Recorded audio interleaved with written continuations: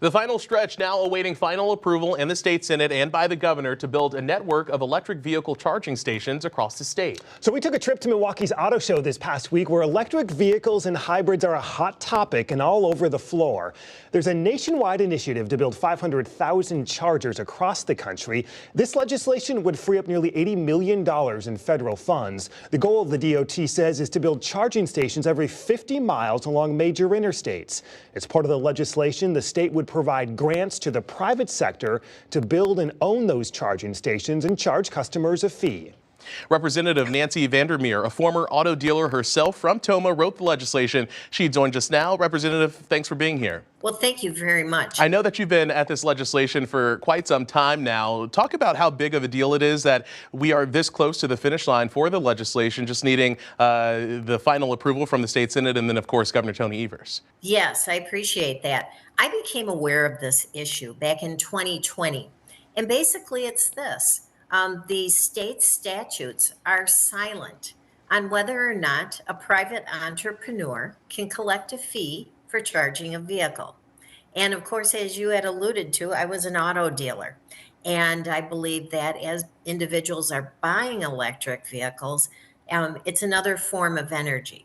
And they should have that opportunity to be able to purchase that type of energy and make it a free market effort as well. Those cities and counties would be allowed to provide free access to level 1 and level 2 chargers, but not level 3 or beyond. Can you explain the difference there and why that's in this bill? Yes, the level 1 and 2. Level 1, for example, could probably be used at a residence. Level 2 would be a little bit faster chargers. Those are alternate current AC chargers. The level 3 charger is a direct current charger. Those are the fast chargers that we hear about, where the other level 1 and 2 could take maybe overnight on some vehicles to charge, where the level 3 would be able to charge vehicles maybe within a half hour to an hour, depending once again on that type of vehicle. The legislation does have bipartisan support. I know that you're hoping that it makes it to the governor's desk and that he signs it.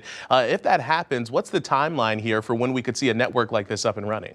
Well, and that's a very good question. I think that's a very important of the reason why I did this legislation. It provides certainty to our electrical utilities as they plan out what type of loads might they have on their system so that they can continue to provide that great service that we rely upon from our electric utilities. So it could take a year or several years, depending on what the status is of those electric utilities within the areas where private sector wants to locate.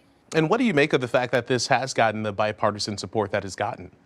I think because of all the reasons that I mentioned, it's free market, it's access.